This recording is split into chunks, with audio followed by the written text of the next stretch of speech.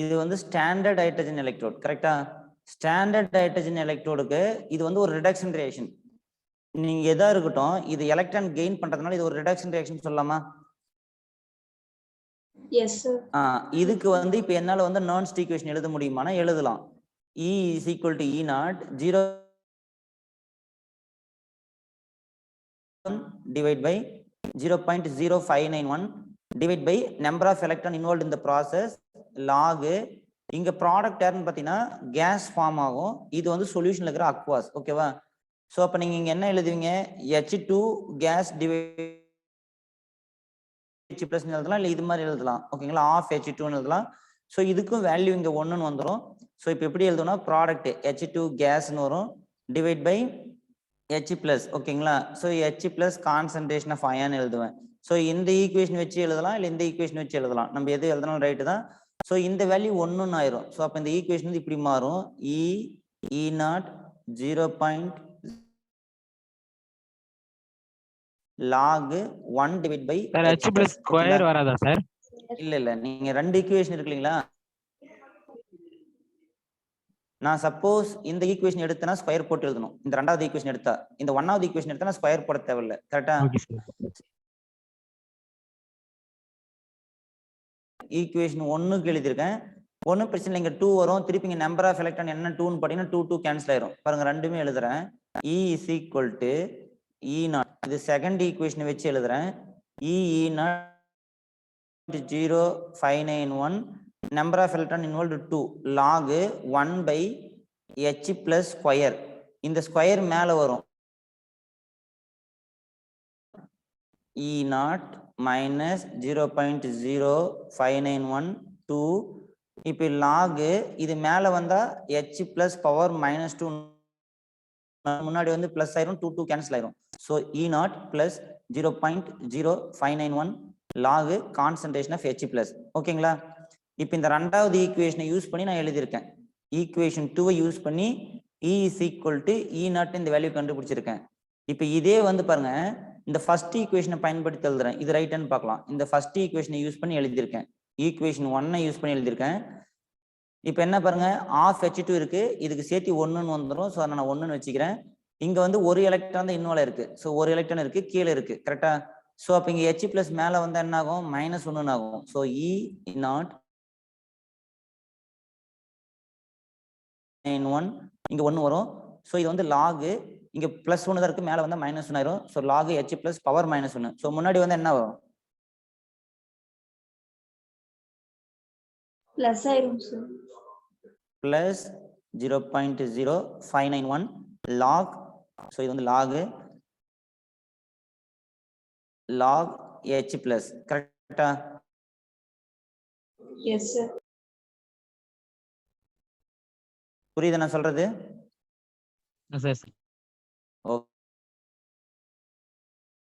கொடுக்கலாம், நம்ம அதுக்கு தகுந்த மாதிரி நம்ம எழுதணும். ஓகேங்களா?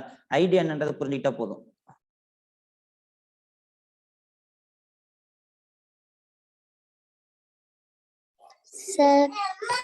ஓகே.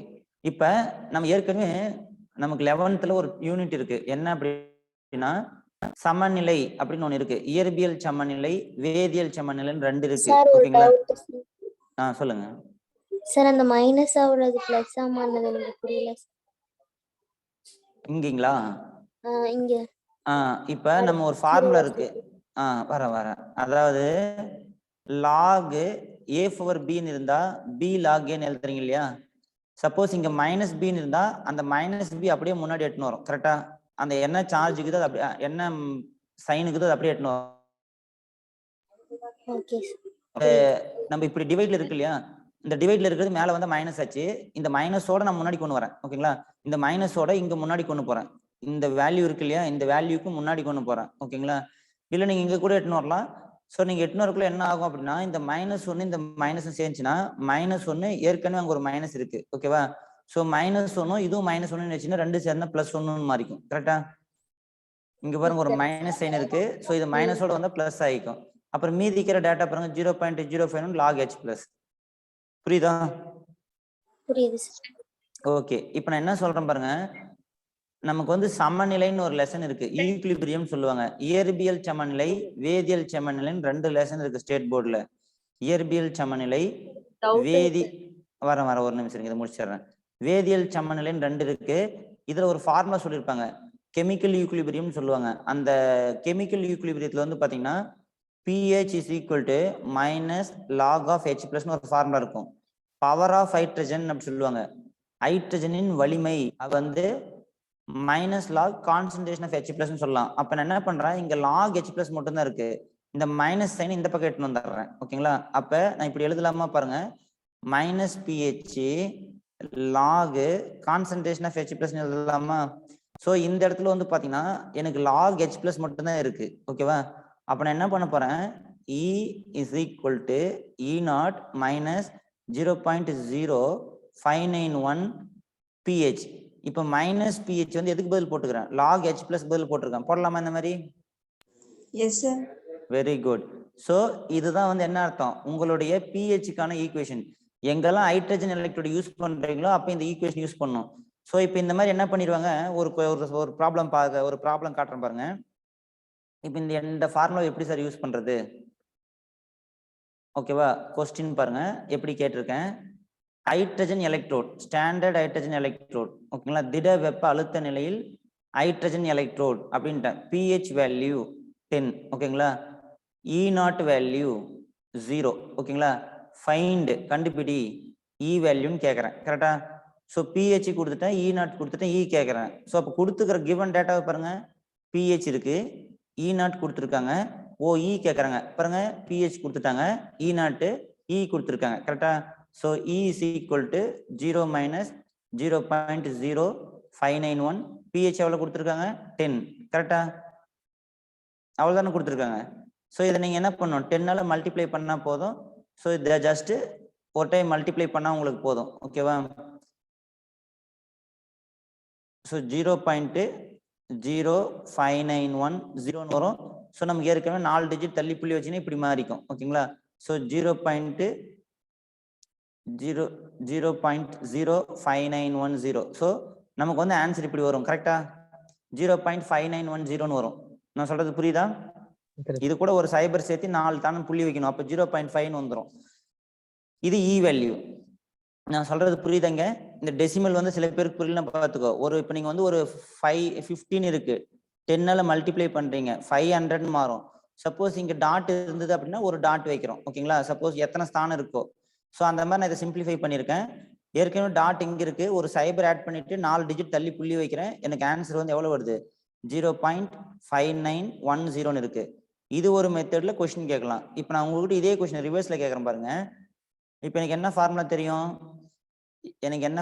தெரியும், அப்படின்னு கேட்டீங்கன்னா E is equal to E0 minus 0.0591 pH.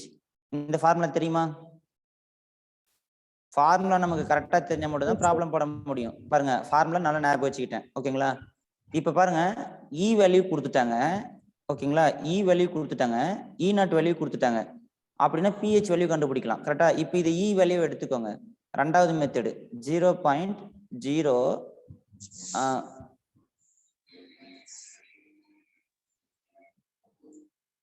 நம்ம இப்படியே நிறைய சம ஐடியா கத்துக்கலாம்.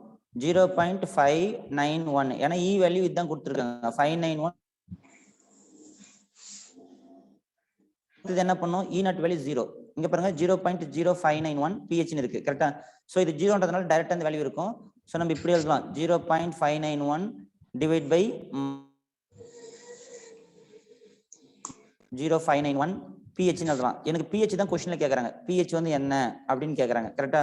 சோ இது என்ன பண்ணனும், ரெண்டையும் டிவைட் பண்ணனும், உங்களுக்கு மைனஸ்ல வரும் ஆன்சர். ஓகேவா? pH வந்து பாத்தீங்கன்னா இதை நீங்க மைனஸ் pH கூட வச்சுக்கோங்க. சோ இதை நீங்க 0.591 டிவைட் பை 0.0591 டிவைட் பண்ணீங்கன்னா உங்களுக்கு 10 வந்துரும். கரெக்டா? So pH is equal to -10 வந்துரும். சொல்றது புரியுதா சார்? equal to 0.5910 தான சார் இருக்கு. ஆமா, நீங்க இதுல ஆக்சுவலி இது மைனஸ்ல இருக்கு. இங்க பாருங்க ஒரு சின்ன தப்பு, ஏன்னா இங்க மைனஸ்ல தான் இருக்கு. சோ அந்த மைனஸ் போட்டுனே வந்திருக்கணும். சோ E வேல்யூ வந்து இங்க மைனஸ்ல கொடுத்துருக்கணும். E வேல்யூ மைனஸ்ல கொடுத்தா இதுவும் மைனஸ்ல கொடுத்தா நமக்கு pH பிளஸ்ல வந்துரும். உங்க டவுட் கேளுங்க. சார் இங்க 0.591 மட்டும் போட்டிருக்கீங்க, ஜீரோவே போடல சார். எங்க இங்கயா இதா ஆமாங்க சார். இ வேல்யூ பாருங்க, ஃபார்முலாவில் இ வேல்யூ என்னன்னு பாருங்க. இ வேல்யூ வந்து 0.5 தானே. இங்க பாருங்க, இதை நீங்க மல்டிப்ளை பண்ணணும் 10ஆல. 0.0591 இன்ட்டு 10. இதை நீங்க மல்டிப்ளை பண்ணீங்க அப்படின்னா 0.5910 வரும். 4 டிஜிட் தள்ளி புள்ளி வைக்கணும். 1 2 3 4 0.5 வந்துடும். கரெக்டா? நான் பேசுறது புரியுதா? ஓகேங்க சார். பாருங்க, கொஞ்சம் நம்ம இந்த மாதிரிலாம் நமக்கு கிளாரிட்டி இல்லை அப்படின்னா அங்க மாட்டிடுவோம். பாருங்க எல்லாமே இப்ப நான் இதுல இருந்து என்ன கத்துக்கிட்டீங்க அப்படின்னா, இந்த ஒரு ஃபார்முலா நான்ஸ்ட் ஈக்குவேஷன் இம்பார்ட்டன்ட். ஓகேவா? பாருங்க, நான்ஸ்ட் ஈக்குவேஷன் எப்படி எல்லாம் கொஸ்டின் கேட்பாங்கன்னு. வெறும் இந்த மாதிரி எலக்ட்ரோடு கொடுத்து கேட்கலாம், இல்ல ஒரு கால்வானிக் செல் கொடுத்து கேட்கலாம். அப்படி இல்லைன்னா இந்த மாதிரி ஹைட்ரஜன் எலக்ட்ரோட் பிஹெச் வச்சு கேட்கலாம். அப்படி இல்லைன்னா H பிளஸ் கான்சன்ட்ரேஷன் இதுல ஏதாவது ஒன்று கேட்கலாம். கரெக்டா? பிஹெச் கேட்கலாம், இல்ல கான்சன்ட்ரேஷன் H பிளஸ் கூட கேட்கலாம். இப்போ இந்த ஈக்குவேஷனை டைரக்டா நீங்க எக்ஸாம்பிள் யூஸ் பண்ணலாம். E நாட் கொடுத்துட்டு H பிளஸ் கான்சன்ட்ரேஷன் என்னன்னு கேட்கலாம். கரெக்டா? நான் சொல்றது புரியுதா? இந்த ஃபார்முலா புரிஞ்சுதுங்களா எப்படி யூஸ் பண்ணணும்னு? E naught minus 0.0591 pH. Sir okay sir. ஓகேவா? Right, okay. இதுல ரெண்டு ஃபார்முலா யூஸ் பண்ணலாம். இதை நீங்க pH யூஸ் பண்றாங்க. சப்போஸ் H பிளஸ் கான்சன்ட்ரேஷனுக்கு இந்த மேல் ஃபார்முலா யூஸ் பண்ணலாம். பாருங்க, இப்ப அதுக்கு ஒரு ரிலேட்டடான ஒரு ஐடியா சொல்றேன். E is equal to E naught plus 0.0591 log concentration of H plus.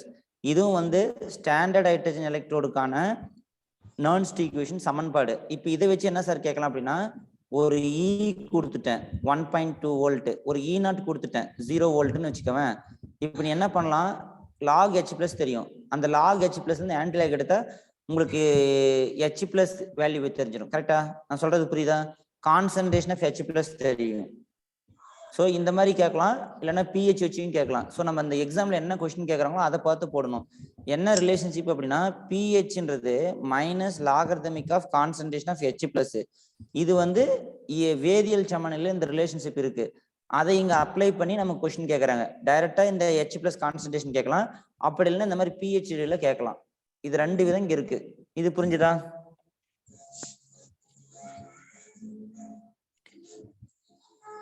கிளியரா?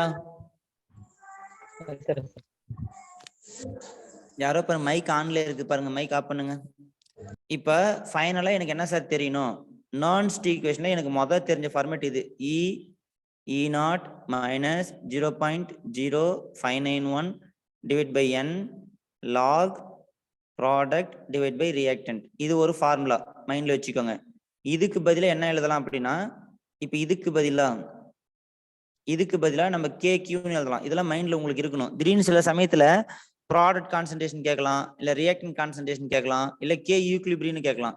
இதை வச்சு நீங்க கண்டுபிடிச்சிடலாம். இன்னொரு ஃபார்மேட் வந்து E is equal to E naught plus 0.0591 logarithmic concentration of H plus. Hydrogen electrode வந்து இப்படி இருக்கலாம். இன்னொரு ஃபார்மேட் வந்து இதெல்லாம் ப்ராப்ளம் கேட்குற idea. E naught minus 0.0591 pH. ஓகேங்களா? இது இல்லாம இன்னொரு ஃபார்மேட்டு நார்மலா ஒரு ஆஃப் செல்லுக்கு யூஸ் பண்றீங்க. E naught minus 0.0591 divide by n log 1 by copper 2 plus. ஒரு கால்வானிக் செல்லுக்கு நம்ம எழுதியிருக்கோம். கரெக்டா? புரியுதா? ஸோ இந்த மாதிரி 4 மெத்தட்ல நான்ஸ்ட் ஈக்குவேஷன்ல ப்ராப்ளம் கேட்பாங்க. நான்ஸ்ட் ஈக்குவேஷன் ஃபார்முலாஸ். இப்போ நம்ம இந்த ஃபார்முலா எத்தனை பார்த்தாவே போதும், உனக்கு இதுக்குள்ளதான் கொஸ்டின் கேட்பாங்க. நான் பிசிக்கல் கெமிஸ்ட்ரியில சொல்லிட்டேன். பிசிக்கல் கெமிஸ்ட்ரி பொறுத்த வரைக்கும் ஒரு வட்டம் இருக்கும், இதுதான் பவுண்டரி. நான்ஸ்ட் ஈக்குவேஷன்ல இந்த 4 மெத்தடுக்கு மாதிரி மெத்தடே கிடையாது. இதை தான் மாத்தி கேட்கணும். அப்ப நம்ம ஈஸியா ஆன்சர் பண்ணிடலாம். கரெக்டா? இப்ப நான்ஸ்ட் ஈக்குவேஷன் அத்துப்படியா? கிளியரா? ரைட், அடுத்தது போலாம். டெம்பரேச்சர் கொடுத்தாங்களா சார் மெயின் ஃபார்முலா? என்ன கேக்குறீங்க புரியல, கேளுங்க. டெம்பரேச்சர் அவங்களே கொடுத்துட்டாங்களா சார்?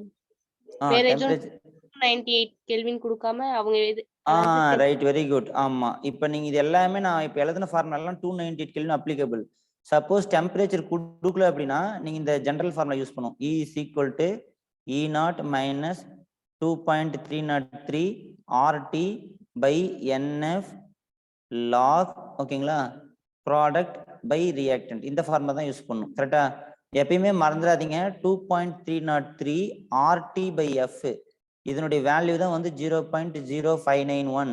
இது எப்போ அப்ளிகபிள் அப்படின்னா டெம்பரேச்சர் வந்து 298 கெல்வின்ல இருந்தா மட்டும்தான் இந்த மாதிரி போடணும். கரெக்டா? இல்லை அப்படின்னா இந்த ஈக்குவேஷனை யூஸ் பண்ணணும். கரெக்டா? சப்போஸ் இதுல ஹைட்ரஜன் எலக்ட்ரோட்லாம் கேட்கறாங்க, இதெல்லாம் கேட்கறாங்க அப்படின்னா கட்டாயமா இது 298ல தான் இருக்கும். இந்த 298ல இல்லை அப்படின்னா இந்த மாதிரி கேட்பாங்க. நர்ன்ஸ்ட் ஈக்குவேஷன் தனியாக கேட்பாங்க. இந்த 3 ஃபார்மேட்டும் வந்து 298ல தான் கேட்பாங்க. குறிப்பா இந்த ஸ்டாண்டர்ட் ஹைட்ரஜன் எலக்ட்ரோட் யூஸ் பண்ற கொஸ்டின் எல்லாமே வந்து 298 தான் இருக்கும். புரியுதுங்களா? Yes, sir. Right, okay. எல்லாருக்கும் புரியுதா? ஒரு 2-3 பேர் தான் ஆன்சர் சொல்ற மாதிரி தெரியுது. கிட்டத்தட்ட ஒரு 40 பேர் மேல இருக்கீங்க. உங்களுடைய ஏதாவது கஷ்டம் இருந்தா சொல்லுங்க. அமைதியா எதுவுமே தெரியல, எந்த புக்குன்னு தெரியல, என்ன நடத்துறாங்கன்னு தெரியல, ஏதோ போறாரு, ஃபர்ஸ்ட் பிக்கப் பண்ண விட்டுட்டீங்க. தெளிவா நேற்று நான் எக்ஸ்பிளைன் பண்ணேன், இது மாதிரி மறந்துடுவீன்ட்டு. எங்கேயாவது நீங்க கொஞ்சம் லேக் அடிச்சீங்க அப்படின்னா நம்ம ஏதோ பேசிக்கிட்டோ இல்லை நமக்கு 2 கான்செப்ட் புரியல அப்படின்னு விட்டீங்கன்னா அப்படியே குழம்பிரும். எங்கேயாவது உங்களுக்கு சின்ன சந்தேகம் இருந்தா கூட என்கிட்ட சொல்லி கிளாரிஃபை பண்ணிக்கோங்க. நான் நினைச்சிருக்கேன் இது வரைக்கும் என்னால எவ்வளவு தெளிவா முடியுமோ அவ்வளவு சொல்லியிருக்கேன். இங்க எழுதுறது எதுவுமே வந்து மக்கப் கிடையாது, சும்மா நம்ம பாட்டுக்கு இஷ்டத்துக்கு எழுதிக்கிற. எல்லாத்துக்கும் வந்து பாத்தீங்கன்னா ரீசனபிள் இருக்கு. இந்த ஒரு ஃபார்மேட் தெரிஞ்சவே நீங்க மற்ற எல்லா ஃபார்மேட்டையும் கொண்டு வரலாம். புரியுதா? எல்லாத்துலயுமே ஆல்மோஸ்ட் சேம் தான். புரியுதுங்களா? இந்த லாக் H பிளஸ் நீங்க வந்து இந்த ஃபார்முலா மனப்படம் பண்ணவே தேவையில்ல. H plus electron H2 of இதுக்கு வந்து நீங்க நர்ன்ஸ்ட் ஈக்குவேஷன் எடுத்து அப்ளை பண்ணீங்க, இந்த ஈக்குவேஷன் அப்ளை பண்ணீங்கன்னா இந்த ஈக்குவேஷன் ரெண்டும் கிடைச்சிரும். கரெக்டா? நான் சொல்றது புரியுதா? இந்த ஈக்குவேஷனுக்கு நர்ன்ஸ்ட் ஈக்குவேஷன் அப்ளை பண்ணீங்கன்னா இது கிடைக்கும். இந்த 1வது ஈக்குவேஷனுக்கு இது இல்லையா, அதுல ப்ராடக்ட் பை ரியாக்டன்ட் வேல்யூ எல்லாம் போட்டு நீங்க pH is equal to minus log H இது போட்டீங்க அப்படின்னா என்ன ஆகும்? இந்த 2 ஃபார்முலா உங்களுக்கு கிடைக்கும். கிடைக்குமா கிடைக்காதா? Yes sir. ஓகேவா? நீங்க எல்லாத்தையும் படிக்க கூடாது. எக்ஸாம்ல வந்து ரொம்ப எளிமையா படிக்கணும். என்னடா சார் இத்தனை ஃபார்முலா கொடுத்துட்டாரு, இதெல்லாம் டைரக்டா மெமரி பண்ண தேவையில்ல, இதை நீ எடுத்து அப்ளை பண்ணிப்பாரு. இதை தான் நாங்க இங்க பண்ணி காட்டியிருக்கேன். ஓகேங்களா? நீங்க உடனே இந்த 5 ஃபார்முலா இதை நீங்க படிக்க கூடாது. இந்த விஷயம் தெரிஞ்சவெல்லாம் ஈஸியா படிச்சுட்டு போயிட்டே இருக்கலாங்க. பாருங்க, இங்க எடுத்துக்கிட்டேன், இங்க என்ன பண்ணிருக்கேன் பாருங்க, E0 0.059 1/H plus. So H plus மேல கொண்டு வந்திருக்கேன். அப்ப எனக்கு இந்த ஃபார்முலா வந்துருச்சு. கரெக்டா? எனக்கு முடியும் சார், நான் மெமரி பண்ணிக்கிறேன், இதை பண்ணு. இல்லையா, அந்த இதை அப்ளை பண்ணி டக்குன்னு ஆன்சர் கொண்டு வந்துரு. அந்த எக்ஸாம்ல போய் நம்ம இந்த மைனஸ் பிளஸ் எல்லாம் மாத்தி போட்டோம்னா ஆன்சர் மாறி போயிடும். ஸோ அதனால எவ்வளவு தெளிவா உன்னால படிக்க முடியுமோ அவ்வளவு தெளிவா படிக்கணும். கரெக்டா? இந்த 2 ஃபார்முலா, இந்த ஃபார்முலா, இந்த 3மே வந்து இதை வச்சு எடுத்து வந்துடலாம். இதுல ஏன் சார் இந்த 0.0591 போட்ட, இந்த வேல்யூ தூக்கி போட்ட இந்த ஃபார்முலா கிடைச்சிடும். கரெக்டா? இப்ப இதுல இந்த லிங்க் எல்லாம் தெரிஞ்சிச்சு உனக்கு. இந்த ஃபார்முலா எடுத்து அப்ளை பண்ணா இது 3ம் கிடைக்கும். இந்த 0.051 போட்டதுக்கான வேல்யூ போட்டா இதுதான் ஒரிஜினல் ஃபார்முலா. இப்ப 5மே ஈஸியா இருக்கா படிக்கிறதுக்கு? Yes sir. இப்படிதான் படிக்கணும். நீங்க பாட்டுக்கு என்ன பண்ணக்கூடாது, ஐயோ சார் என்னடா 10 ஃபார்முலா கொடுத்துட்டாரு, மேக்ஸ் மாதிரி A+B அது மாதிரிலாம் படிச்சுக்க கூடாது. ஸோ நம்ம எவ்வளவு எளிமையா படிக்கணுமோ அது மாதிரி படிச்சுக்கோங்க. இதுல யாருக்காவது டவுட் இருக்கா? செக் பண்றதெல்லாம் சொல்லுங்க. இதுல மேக்ஸிமம் அந்த ப்ராப்ளம். இப்ப நீங்க பாருங்க, மேல வந்து pH யூனிட்டே கிடையாது. கரெக்டா? அருமையான கொஸ்டின். நீங்க இப்படி கேட்கலாம், என்ன கேட்கலாம்னா, சார் இப்ப இந்த நம்ம 2 ப்ராப்ளம் இங்க சாம்பிளா பார்த்தோம். என்ன பார்த்தோம் அப்படின்னா, இங்க பாருங்க pHக்கான எக்ஸாம்பிள் இங்க சொல்லியிருக்கேன். கீழே வாங்க, இது ஒரு ப்ராப்ளம். ஓகேங்களா? pH கொடுத்துருக்காங்க, E0 கொடுத்துருக்காங்க. கரெக்டா? ஃபார்முலா பாருங்க, ஃபார்முலா வந்து நமக்கு எப்படி கொடுத்தாங்க, E is equal to E0 minus 0.0591 pH. ஓகேவா? இப்ப நான் pH கேட்கறேன், pHக்கு யூனிட் கிடையாது. எப்படி கிடையாது? இதுவும் வோல்ட்ல இருக்கு, இதுவும் வோல்ட்ல இருக்கு. ரெண்டையும் பாத்தீங்கன்னா இந்த பக்கம் இந்த பக்கம் வந்து வோல்ட்டா இருக்கும். ஸோ 0.051 இங்க 0 ஆயிடுச்சு. ஓகேங்களா? ஸோ பொட்டன்சியல் வோல்ட்ல இருக்கும், இந்த pH வந்து ரெண்டுமே கேன்சல் ஆயிரும். அது மாதிரி போட்டிருக்காங்க. பொட்டன்சியல் இது E வந்தா வோல்ட்ல வரும். நீங்க pH கண்டுபிடிக்குள்ள போய் பாத்தீங்கன்னா வோல்ட் கேன்சல் ஆயிரும். இங்க பாருங்க, இந்த ஃபர்ஸ்ட் கொஸ்டின்ல நான் பொட்டன்சியல் கேட்கறேன். பொட்டன்சியல் எப்படி வரும்? ஸோ இங்க 0 வோல்ட் இருக்கும், இங்க இது போட்டீங்க 0.0591, ஸோ எனக்கு வந்து இங்க எல்லாமே வோல்ட்டில் தான் இருக்கும். ஓகேவா? 0.0591 இது வேல்யூ என்ன? பிஹெச்னு சொல்லுவோம். ஸோ நமக்கு வர வேல்யூ வந்து வோல்ட்டில் தான் இருக்கும். ஏன்னா இது வோல்ட்டில் இருக்கிறதுனால ஆட் பண்ணும்போது வோல்ட் தான் வரும். அதே போல இங்க கீழே வந்து பாத்தீங்கன்னா 2 வேல்யூம் டிவைட் பண்றீங்க. இங்க ஒரு வோல்ட் இருக்கும், இங்க ஒரு வோல்ட் இருக்கும். ரெண்டுமே கேன்சல் ஆனா உங்களுக்கு யூனிட் இல்லாம தான் வரும். பிஹெச்க்கு வந்து யூனிட் கிடையாது. கரெக்டா? நான் சொல்றது புரியுதா? Yes sir. Yes sir. Yes sir. Okay, அதுவும் நல்ல ஐடியா தான். இந்த இடத்துல யூனிட் சொல்லுங்க. இது சைடுல இருக்கிற ஒரு டைம் சொல்லுங்க சார். எஸ்ஹெச்இ போட்டிருக்கீங்கல்ல சார். ரைட். அதாவது இப்ப நம்ம நான்ஸ்ட் ஈக்குவேஷன்ல क्वेश्चन வந்து இந்த மாதிரி இதுலயும் கேக்குறாங்க. E is equal to E naught minus 0.0591 pH ன்னு இருக்கு. இது ஒரு ஃபார்மேட். ஓகேவா? இதுக்கு ரெண்டு விதமா क्वेश्चन கேட்கலாம். pH என்னன்னு கேட்கலாம், இல்ல E என்னன்னு கேட்கலாம். எப்பயுமே E நாட்ன்றது ஸ்டாண்டர்ட் ஹைட்ரஜன் எலக்ட்ரானை பொறுத்த வரைக்கும் 0 தான். ஓகேவா? இந்த மாதிரி क्वेश्चन ரெண்டு விதமா இதுல வரும். இதுக்கு பதில் பிஹெச்க்கு பதில் நமக்கு ஒரு ஃபார்முலா கொடுத்துருக்காங்க, மைனஸ் லாக் ஹெச் பிளஸ். இதுல மைனஸ் லாக் ஹெச் பிளஸ் போட்டா இங்க பிளஸ் வந்துடும், இங்க லாக் ஹெச் பிளஸ் வந்துடும். அப்ப இதே ஸ்டாண்டர்ட் ஹைட்ரஜன் எலக்ட்ரோட்ல இ வேல்யூ கொடுத்துட்டாங்க, இ நாட் வேல்யூ கொடுத்துட்டாங்க, கான்சன்ட்ரேஷன் ஆஃப் ஹெச் பிளஸ் கண்டுபிடிக்கலாம். இந்த பிஹெச்க்கு பதில் ஒரு எலக்ட்ரோடு கொடுத்துட்டு அதனுடைய கான்சன்ட்ரேஷன் ஆஃப் ஹெச் பிளஸ் என்னன்னு கேட்கலாம். இதுவுமே வந்து ஹைட்ரஜன் எலக்ட்ரோட யூஸ் பண்ணி கான்சன்ட்ரேஷன் கண்டுபிடிக்கிறது தான். கொஸ்டின் நீங்க ரீட் பண்ணக்குள்ள அவங்க டேட்டா கொடுத்துருப்பாங்க. இ இருக்கும், இ நாட் இருக்கும், கான்சன்ட்ரேஷன் ஆஃப் ஹெச் பிளஸ் என்னன்னு கேட்பாங்க. அப்ப ஸ்டாண்டர்ட் ஹைட்ரஜன் எலக்ட்ரோடு தான் கேட்டிருக்காங்கன்னு அர்த்தம். இதுக்கு என்ன மீனிங் அப்படின்னா, இதுதான் மீனிங். ஸ்டாண்டர்ட் ஹைட்ரஜன் எலக்ட்ரோடு அப்படின்னா இங்க பண்றாங்க பாத்தீங்கன்னா, இந்த ரெப்ரசன்டேஷன் எக்ஸாம்ல கேட்டிருக்காங்க. Platinum comma hydrogen gas 1 atmospheric pressure comma ஒரு ஆசிட் H பிளஸ் 1 மோலாரிட்டி. இந்த மாதிரி இருந்தா இதுக்கு பேர் வந்து ஸ்டாண்டர்ட் ஹைட்ரஜன் எலக்ட்ரோன்னு அர்த்தம். நீங்க இப்ப எடுத்துக்கிட்டீங்க இல்லையா, ஜிங்க் சல்பேட்னு சொன்னீங்க இல்லையா, அது மாதிரி ஹைட்ரஜன் கேஸை பிளாட்டினம் வைரல் எடுத்துக்கணும். அப்புறம் கீழே வந்து HCl ஏதோ ஒரு ஆசிட் எடுத்துக்கணும். இதுக்கு பேர் வந்து ஸ்டாண்டர்ட் ஹைட்ரஜன் எலக்ட்ரோட். ஏன்னா இதனுடைய வேல்யூ 0. இதை ஸ்டாண்டர்டா வச்சுதான் மத்தவங்க எல்லாம் கண்டுபிடிப்பாங்க. புரியுதா? Yes sir. ஓகே. ஸோ இது வரைக்கும் நமக்கு நான்ஸ்ட் ஈக்குவேஷன்ல என்ன ஐடியா தெரியுமோ அதை நம்ம டிஸ்கஸ் பண்ணியாச்சு. ஸோ இதுக்கு அடுத்தது நம்ம என்ன தெரியணும் அப்படின்னா,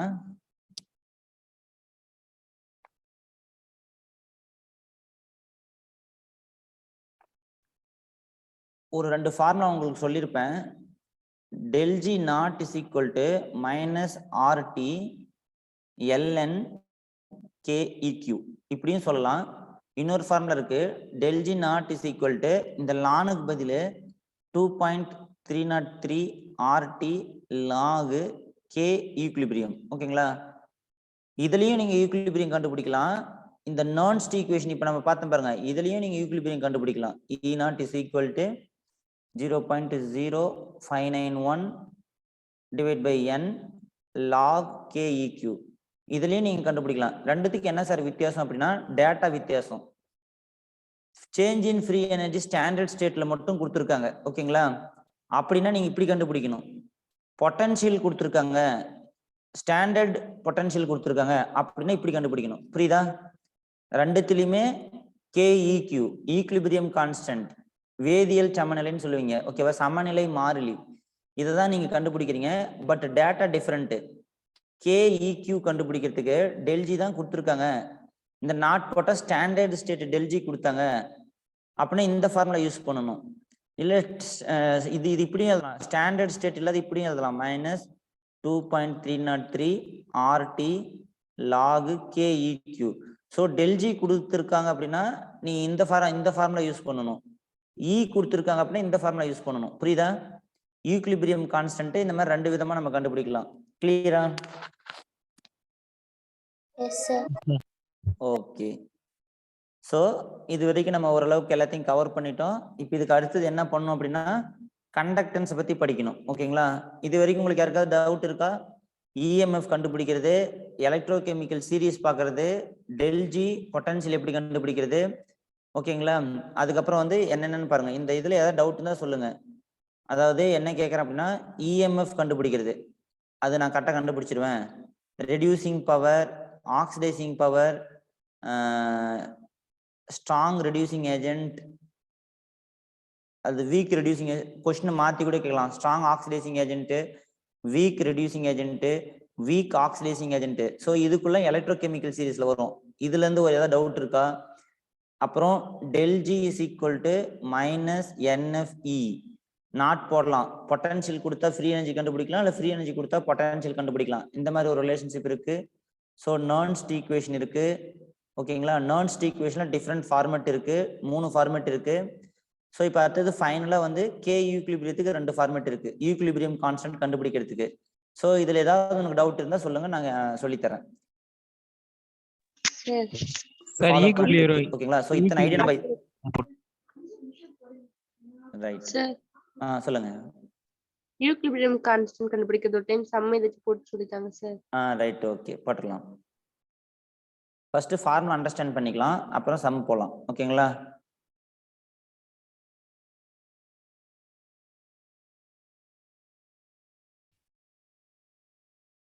இப்ப பாருங்க,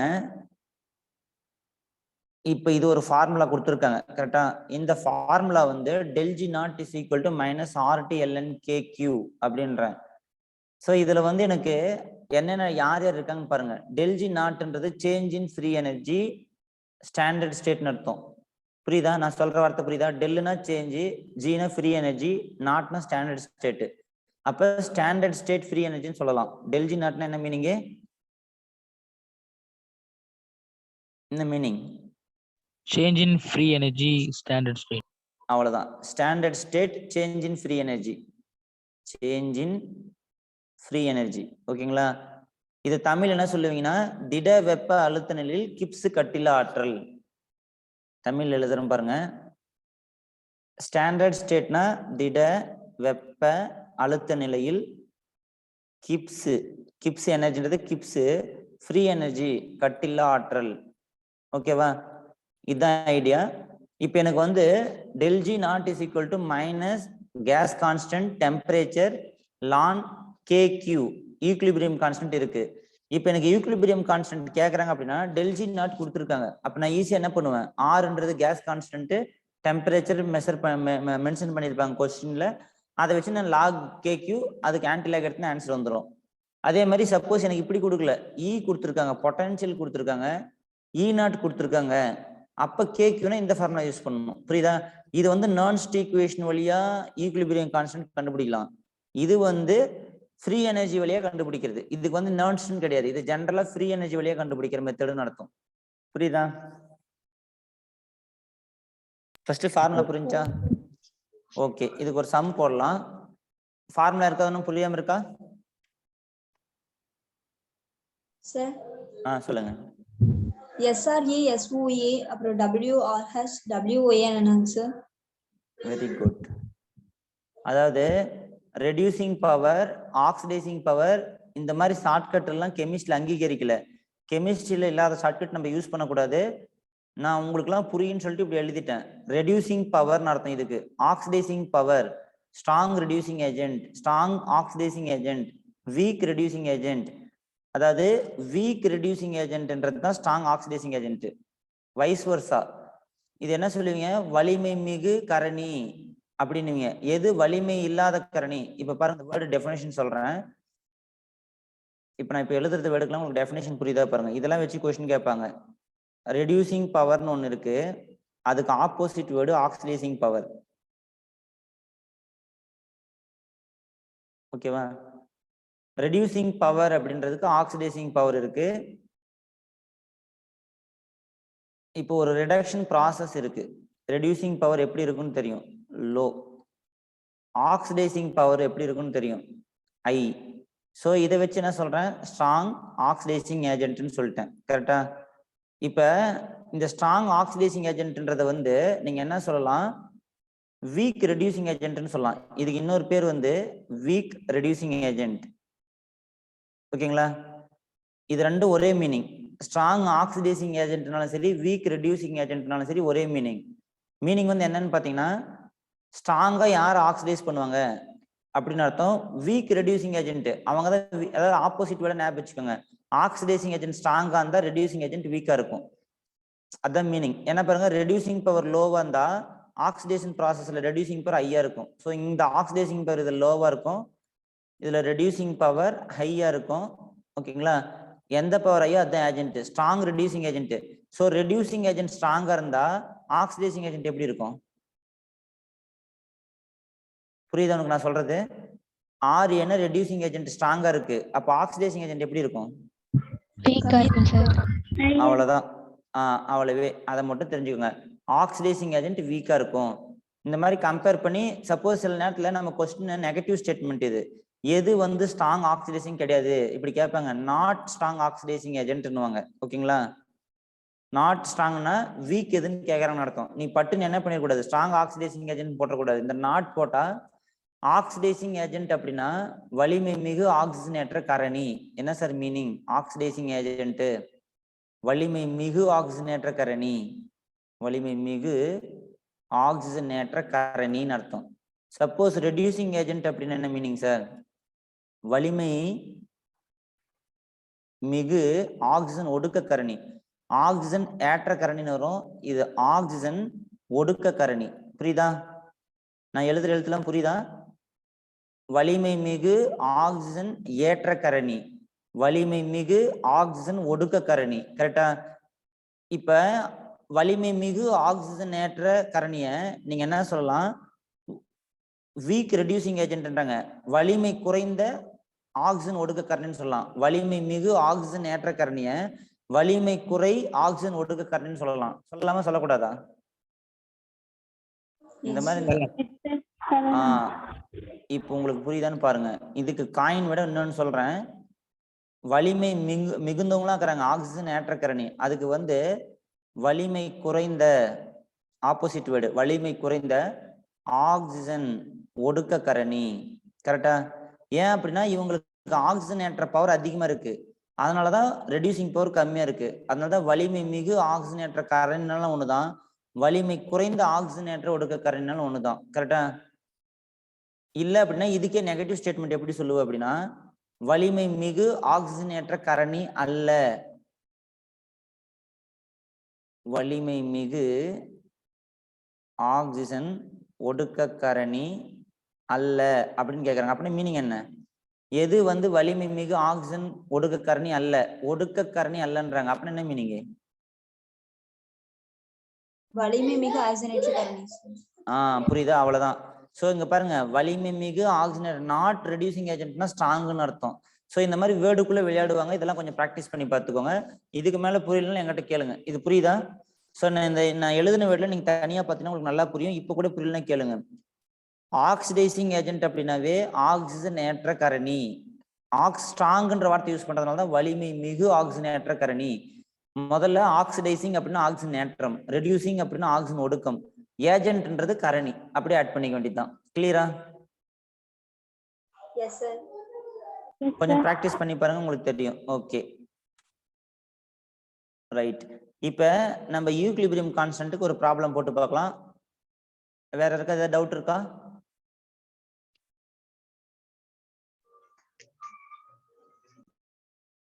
ரைட். இப்ப பாருங்க, ஒரு சம் போடுறேன். அவங்க ஒரு வேல்யூ கொடுத்துருக்காங்க. இதுதான் சம் டெல்ஜி நாட், இது கொடுத்துட்டாங்க. இதனுடைய வேல்யூ வந்து -2.14 இன்ட்டு 10⁵ ஜூல் இது கொடுத்துருக்காங்க. இப்போ என்ன கேள்வி கேட்குறாங்க அப்படின்னா ஃபைண்ட், கண்டுபிடி. ஓகேங்களா? கே ஈக்லிபிரியம் இதை கண்டுபிடிக்க சொல்றாங்க. கரெக்டா? இப்போ இதுக்கு எந்த ஃபார்முலா யூஸ் பண்ணணும்? சப்போஸ் எனக்கு ஈக்லிபிரியம் நான் எங்க படிச்சிருக்கேன் அப்படின்னா நர்ன்ஸ்ட் ஈக்குவேஷன்ல படிச்சிருக்கேன். அது இல்லாம இன்னொரு ஈக்குவேஷன்ல படிச்சிருக்கேன். ஓகேங்களா? நர்ன்ஸ்ட் ஈக்குவேஷன் ஃபார்மேட் உங்களுக்கு தெரியும். E0 - 0.0591 / n log KEQ. சரி, இந்த ஃபார்முலா எழுதிட்டேன். இன்னொரு ஃபார்முலா என்ன சொல்லுங்க பார்க்கலாம்? Delta G not -RT KEQ. ஓகேவா? ரைட். இப்ப பாருங்க, இதுதான் ஃபர்ஸ்ட் வந்து கொஸ்டினை படிச்சேன். ஏதோ ஒரு டேட்டா கொடுத்துருக்காங்க, ஏதோ ஒன்று கேட்குறாங்க. நான் ஃபர்ஸ்ட் எலக்ட்ரோ கெமிஸ்ட்ரியில் என்ன படிச்சுக்கிறேன்னு பார்க்கணும். ஓகே, KEQ இங்க வருது. வேற எங்கேயுமே எலக்ட்ரோ கெமிஸ்ட்ரியில் KEQ வரவே வராது ஃபார்முலாவில். ஸோ இங்க E கொடுத்தானான்னு பாரு, கிடைக்கல. E0 கொடுத்தானா கிடைக்கல. அப்போ இந்த ஃபார்முலா யூஸ் பண்ணாதீங்க. அடுத்தது இதுல KEQ இருக்கு. ஓ, டெல்ஜி நாட் இங்க இருக்கு. Right right. வேற என்ன data? R case constant. So இந்த ரியாக்ஷன்ல மென்ஷன் பண்ணுவாங்க. இது வந்து 298 கெல்வின்ல நடந்திருக்கு. அந்த டேட்டாவும் அவங்களே கொடுப்பாங்க.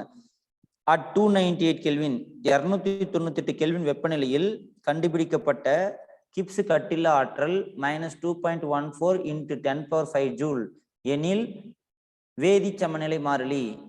ஓகேங்களா, ஈக்குலிபிரியம் கான்ஸ்டன்ட்டை கண்டுபிடிக்க. இதுதான் உங்க கொஸ்டின். ஸோ நம்ம இந்த டெம்பரேச்சர் கொடுத்துருக்காங்க. டெம்பரேச்சர் இருக்கு, மென்ஷன் பண்ணிட்டாங்க. லான் அப்போ கேக்யூ ஈஸியாக கேட்குறாங்க. 2 டேட்டா கொடுத்துருக்காங்க. அப்போ நீங்க எலாபரேட்டாக எழுதிக்கணும். ΔG naught is equal to -2.303 RT log K equilibrium constant. K மட்டும் தனியாக கண்டுபிடிக்க முடியாது, லாக் கண்டுபிடிச்சு அப்புறம் தான் கண்டுபிடிக்கணும். ஸோ மாற்றணும். log KEQ ΔG not -2.303 RT. இப்போ நான் கொடுத்துக்கிற எலக்ட்ரோ கெமிஸ்ட்ல இது எனக்கு நீட்ல கொடுத்த கொஸ்டின் வச்சுக்கோங்க. எவ்வளோ ஃபார்முலா இருக்குது, டேட்டாவை வச்சு தான் இது இந்த ஃபார்முலாவுக்கு தான் ஃபிட் ஆகும். இந்த டேட்டா இந்த ஃபார்முலாவுக்கு தான் ஃபிட் ஆகும். அதான் சொல்றாங்க given data identify the correct formula. 2வது ஸ்டெப் சொன்னா இப்போ ஐடென்டிஃபை பண்ணிட்டேனா? நான் பேசுறதெல்லாம் புரியுதா? அப்போ ΔG நாட் பாருங்க -2.14 into 10⁵ joule divide by -2.303. R value வந்து 8.314 joule per kelvin per mole. இந்த யூனிட்லாம் அவங்களே கொடுப்பாங்க. இந்த வேல்யூலாம் டி வந்து அவங்க கொஸ்டின்ல மென்ஷன் பண்ணிக்கிறாங்க 298 கெல்வின். இப்போ நீங்க என்ன பண்ணணும், டேட்டாவை சப்ஸ்டியூட் பண்ணிட்டேன். ஃபர்ஸ்ட் வந்து கிவன் டேட்டா இருக்கு, 2வது ஸ்டெப் வந்து கரெக்ட் ஃபார்முலா ஐடென்டிஃபை பண்ணிட்டேன், 3வது டேட்டாவை சப்ஸ்டியூட் பண்ணிட்டேன், 4வது வந்து யூனிட் பார்க்கணும். மேக்ஸிமம் ஈக்குலிபிரியம் கான்ஸ்டன்ட் யூனிட் வராது. ஸோ இங்க பாருங்க கெல்வின், இங்க ஒரு கெல்வின் இருக்கு, கேன்சல் ஆயிரும். இங்க ஒரு ஜூல் இருக்கு, இங்க ஒரு ஜூல் கேன்சல் ஆயிரும். வெறும் மோல் மட்டும் தான் வரும். ஸோ மோல் கேன்சல் ஆயிரும். கரெக்டா? ஸோ மோல் பிரச்சனை இல்லை, பெருமோல் மேலே வந்தால் மோல்னு வரும். ஸோ ஈக்குலிபிரியம் கான்ஸ்டன்ட் மோலுக்கு எக்ஸ்பிளைன் பண்ணுவாங்க, அது கேன்சல் ஆயிரும். கரெக்டா? ஸோ ஈஸியாக அப்போ எல்லாமே கேன்சல் ஆயிடுச்சு. பாருங்க எந்த யூனிட் வரல, இந்த ஜூலு கெல்வின் அந்த மாதிரி ஆளுங்க யாரும் நிக்கல. ஸோ நம்ம என்ன பண்ணணும், இதே வந்து ஆக்சுவலி ΔG வந்து ஜூல் பெர் மோல்னு அர்த்தம். இதுக்கு யூனிட்டே வந்து இந்த ஜூல் மட்டும் கொடுக்கக்கூடாது, ஜூல் பெர் மோல். ஒரு மோல்ல எவ்வளவு ஜூல் இருக்குதுன்னு அர்த்தம். ஸோ இந்த மோலும் கேன்சல் ஆயிரும். ஸோ எல்லா யூனிட்டும் கேன்சல் ஆயிரும். எப்பயுமே ஈக்குலிபிரியம் கான்ஸ்டன்ட் வந்து யூனிட் கிடையாது. ஓகே, அப்போ நம்ம போட்ட டேட்டா எல்லாம் கரெக்ட். இந்த வேல்யூ எல்லாம் சிம்பிளிஃபை பண்ணீங்கன்னா உங்களுக்கு வந்து log KQன்னு ஒரு வேல்யூ வரும். அந்த வேல்யூக்கு ஆன்டிலாக் எடுக்கணும். KQக்கு ஆன்டிலாக் எடுத்தீங்கன்னா உங்களுக்கு ஆன்சர் வந்துடும். ஸோ இப்போ இது நான் டேட்டா சிம்பிளிஃபை பண்ணல. ஸோ நான் அடுத்தது போறேன். நீங்க ஒர்க் அவுட் பண்ணி இதுக்கு ஆன்டிலாக் எடுக்கிறது மட்டும் நான் நெக்ஸ்ட் கிளாஸ்ல சொல்லித்தரேன். இது வரைக்கும் போடுங்க. கால்குலேட்டர்ல ஷிஃப்ட் அழுத்தி லாக் அழுத்தினீங்கன்னா ஆன்டிலாக் இருக்கும். இப்போதைக்கு போடுங்க. நாளை கிளாஸ்ல எப்படி உங்களுக்கு ஆன்டிலாக் சொல்லித்தரதுன்னு சொல்லித்தரேன். ஷிஃப்ட்டை ஒரு டைம் அழுத்திட்டு லாக் அழுத்தினீங்கன்னா ஆன்டிலாக் வரும். இது கால்குலேட்டர்ல போற மெத்தடு. நம்ம மேனுவலா போடலாம் ஆன்டிலாக். ஓகேங்களா? அது கொஞ்சம் ஒரு 20 மினிட்ஸ் 30 மினிட்ஸ் தேவை. நாளைக்கு நடத்துறேன். இப்போ நீங்க என்ன பண்ணணும், இப்போ ஐடியா புரியுதா? டேட்டா என்ன கொடுத்துருக்காங்க, நம்ம என்ன பண்ணணும்னு புரியுதா? ஓகே. ஸோ இந்த மாதிரி கொஸ்டின் கேட்பாங்க. சப்போஸ் இந்த இடத்துல ΔG நாட்டுக்கு பதில் இந்த ஃபார்முலா யூஸ் பண்ற மாதிரி இருந்தா மின்னழுத்தம், திட வெப்பநிலையில் மின்னழுத்தம், அந்த process number of electron involve ஆகிற ஈக்குவேஷனோ இல்லை ஏதோ ஒரு அதுக்கான டேட்டாவோ சொல்லுவாங்க. அது 3ம் கொடுத்தா நீ என்ன பண்ணலாம், ஆட்டோமேட்டிக்கா இந்த ஃபார்முலா யூஸ் பண்ணிடலாம். புரியுதா? ஓகே. ஸோ இதோட நம்ம என்ன பண்ணிட்டோம் அப்படின்னா, எலக்ட்ரோ கெமிஸ்ட்ல 2 பார்ட்டா இருக்கும். ஒரு பார்ட் வந்து கால்வானிக் செல்லினுடைய செயல்பாடு நர்ன்ஸ்ட் ஈக்குவேஷன் வரைக்கும் கண்டுபிடிக்கிறது. இன்னொரு பார்ட் வந்து இந்த சொல்யூஷனுடைய கான்சன்ட்ரேஷன் எல்லாம் கண்டுபிடிக்கிற மாதிரி ஒரு பார்ட் இருக்கு. ஸோ அது இப்போ நம்ம முடிஞ்ச அளவுக்கு கொஞ்சம் எக்ஸ்பிளைன் பண்றேன். ஒரு 10 மினிட்ஸ் எக்ஸ்பிளைன் பண்ணுவோம். இது வரைக்கும் எல்லாருக்கும் கிளியரா? இதெல்லாம் சேர்ந்தது கால்வானிக் மின்கல செயல்பாடுன்னு அர்த்தம். நீங்க கால்வானிக் மின்கலத்துல இஎம்எஃப்ல ஸ்டார்ட் பண்ணி நர்ன்ஸ்ட் ஈக்குவேஷன் வரைக்கும் முடிக்கணும். புரியுதுங்களா? நர்ன்ஸ்ட் ஈக்குவேஷன்ல ஈக்குலிபிரியம் கான்ஸ்டன்ட் அது எல்லாமே இருக்கு இல்லையா? இதுல கொஸ்டின் எப்படிலாம் கேட்பாங்கன்னு உங்களுக்கு தெரியும். அதை நம்ம பார்த்துக்கணும். இது வரைக்கும் புரிஞ்சுதா சார்? சொல்லுங்க. திடநிலைமையில இருக்கிறதுக்கு மட்டும் தானே சார் வேல்யூ 1? ஆமா. அப்ப ஹைட்ரஜன்ங்கிறது வாயு நிலைமை தானே சார், கேஸ் தானே சார்? அந்த இடத்துல மட்டும் ஹைட்ரஜன் கேஸுக்கு 1. அந்த கேஸ் வந்து 1 மோலார் நம்ம எடுத்தோம் இல்லையா, அந்த கான்சன்ட்ரேஷன் கேஸ் வந்து நம்ம அந்த மென்ஷன் பண்ணக்குள்ள இப்படி நான் பண்ணேன். நீங்க நோட் பண்ணீங்கன்னு நினைக்கிறல. Platinum hydrogen gas 1 atmospheric pressure சொன்னீங்க இல்லையா, H+ 1 மோலார் சொல்றேன் இல்லையா. ஸோ அதனால இந்த 1 அட்மாஸ்பியரிக் பிரஷர் எடுத்தோம்னா அதுக்கு வேல்யூ 1ன்னு அர்த்தம். அந்த கேஸ் வந்து 1ன்னு எடுத்துக்கணும். மற்ற எந்த தவிர நீங்க சாலிடு தவிர மற்றதுக்கு வந்து வேல்யூ போடக்கூடாது. பட் இந்த இடத்துல 1 அட்மாஸ்பியரிக் பிரஷர்ன்றதுனால அந்த கேஸ்னுடைய வேல்யூ வந்து 1ன்னு எடுத்துக்கணும். ஏன்னா கேஸுக்கு வந்து கான்சன்ட்ரேஷன் கிடையாது. அட்மாஸ்பியர்ல தான் சொல்லணும். அங்க வந்து ஸ்டாண்டர்ட் ஹைட்ரஜன் எலக்ட்ரோட பொறுத்த வரைக்கும் 1ன்னு எடுத்துக்கணும். புரியுதுங்களா? Yes sir. ஓகே. இந்த ஒரு இடத்துல மட்டும் தான் கேஸ்க்கு 1ன்னு எடுக்கணும். மற்ற எந்த கேஸ் கொடுத்தாலும் அவன் ப்ரெஷர் கொடுப்பான். அது அடுத்த ஹை லெவல். உங்களுக்கு வந்து அந்த கேஸ் ஹைட்ரஜன் எலக்ட்ரோட வச்சுலாம் போக மாட்டாங்க. ஹைட்ரஜன் எலக்ட்ரோட்ல H+ கான்சன்ட்ரேஷன் வச்சு தான் சம் கேட்பாங்க. மேல இருக்கிறது எப்பயும் ஒண்ணுதான். ஹையர் செகண்டரி பொறுத்த வரைக்கும், நீட் ஜேஇ பொறுத்த வரைக்கும் இங்க சேஞ்ச் பண்ற அளவுக்கு உங்களுக்கு சம் கிடையாது. ஓகேங்களா? ஏன்னா ஸ்டாண்டர்ட் ஹைட்ரஜன் எலக்ட்ரோட் மென்ஷன் பண்ணிட்டாவே அந்த லாகுக்கு மேல 1/n தான் வரும். ஓகேங்களா? இதை மென்ஷன் பண்ணல, இந்த ப்ரெஷரை மாத்தினீங்கன்னா தான் இங்க வேல்யூ மாறும். அது வரைக்கும் நீங்க 1/n தான் போடணும். புரியுதா? Yes sir. Okay right. வேற டவுட்? ஏதாவது டவுட் இருக்கா?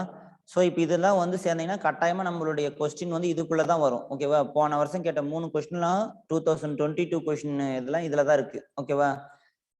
இப்போ அடுத்தது ஒரு சின்ன ஐடியா. இந்த உங்களுடைய வீக் டெஸ்ட்டுக்கு இந்த மாதிரி மெத்தட்ல கொஸ்டின் கேட்பாங்க, கொடுத்துருக்கேன். இப்போ சப்போஸ் இந்த மாதிரி கொடுக்குறாங்க, மின்கலன் ஜிங்க் மற்றும் காப்பர் 2+. ஓகேங்களா?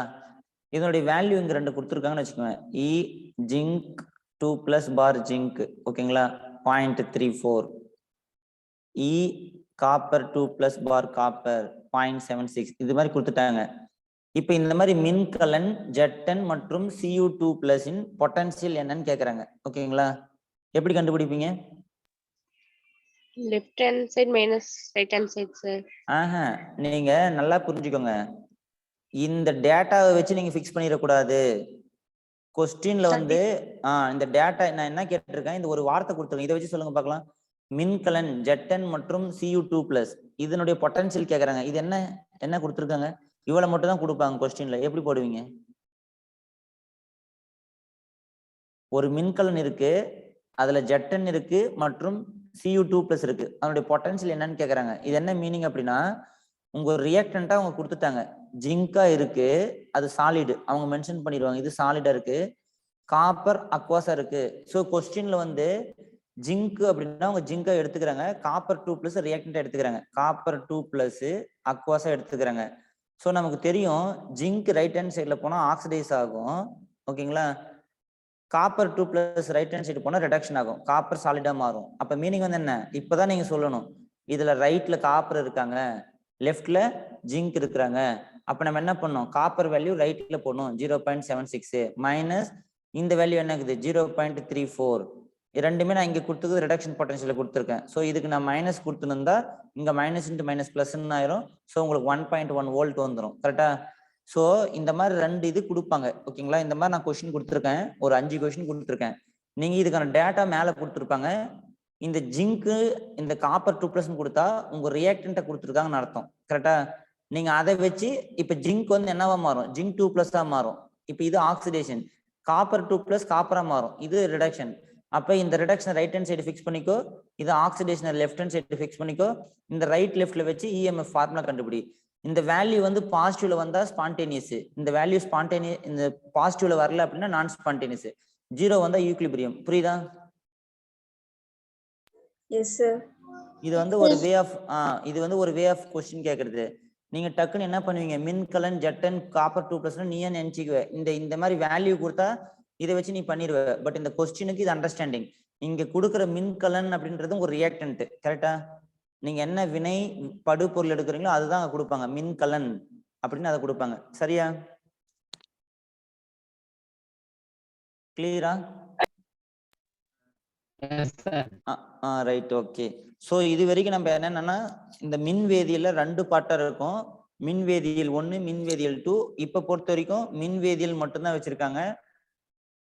ஸோ ஒரு பார்ட் கால்வானிக் செல்ல யூஸ் பண்ணி இஎம்எஃப் எப்படி கண்டுபிடிப்ப, எலக்ட்ரோகெமிக்கல் சீரிஸ் எப்படி பார்க்கறது, டெல்ஜி எப்படி கண்டுபிடிக்கிறது, வேதியியல் சமநிலை மாறிலி இல்லை ஈக்குலிபிரியம் கான்ஸ்டன்ட் எப்படி கண்டுபிடிக்கிறது, அதுக்கப்புறம் ஈக்குலிபிரியம் கான்ஸ்டன்ட் வந்து 2 விதமா எப்படி கண்டுபிடிக்கிறீங்க, ஃபைனலா வந்து ஒரு மின்கலன்ல இந்த ஐடியாலாம் நம்ம பண்ணலாம்னு சொல்லிட்டு இதை பார்த்துருக்கோம். ஸோ இது எல்லாமே ரொம்ப இம்பார்ட்டன்ட்.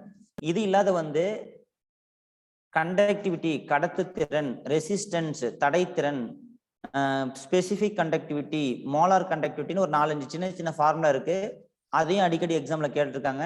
ஸோ நான் அடுத்த கிளாஸ்ல வந்து உங்களுக்கு அதை சொல்லித்தரேன். ஓகேவா? கண்டக்டன்ஸ் அப்படின்னு என்னன்னா, இந்த சொல்யூஷன்ல வந்து நம்ம இப்போ இவ்வளவு பொட்டன்ஷியல் வருதுன்னு சொல்றோம் இல்லையா, இந்த பொட்டன்ஷியலை மெஷர் பண்றதுக்கு ஒரு இன்ஸ்ட்ருமெண்ட் இருக்கு கண்டக்டன்ஸ்னு. அதனுடைய ஃபங்க்ஷன் நம்ம பார்க்கலாம். அது பார்த்துட்டோம்னா இந்த யூனிட் ஓவர். கரெக்டா? Conductance, specific conductance, molar conductance, equivalent conductance அப்படின்னா என்ன, அதை மட்டும் பார்த்துட்டோம்னா முடிஞ்சது. அடுத்தது பேட்டரி, கமர்ஷியல் பேட்டரி எல்லாம் அப்ளிகேஷன் கொடுப்பாங்க. ஸோ நம்ம நாளைக்கு முடிச்சிடலாம். இது வரைக்கும் கிளியரா எல்லாருக்கும்? Yes, sir. ரைட். டவுட் ஏதாவது இருந்தா கேளுங்க, இல்லைன்னா நெக்ஸ்ட் கிளாஸ் கேளுங்க. நெக்ஸ்ட் கிளாஸ் பாருங்க. யாருக்காவது ஏதாவது டவுட் இருக்கா? சொல்லுங்க. சார் ஜிங்க் 2 பிளஸ் ஜிங்கா ஆகுறது ரிடக்ஷனா தான் சார் இங்க இருக்கு. அப்புறம் இங்கே சார் பிளஸ் போட்டுருங்க. அப்படி இல்லம்மா, நான் வந்து என்ன பண்ணிருக்கேன் அப்படின்னா, இந்த வேல்யூ எனக்கு ஏற்கனவே தெரியும். கால்வானிக் செல்லுன்னா பொட்டன்ஷியல் எவ்வளவு ப்ரொடியூஸ் பண்ணுது? 1.1 வோல்ட் சார்.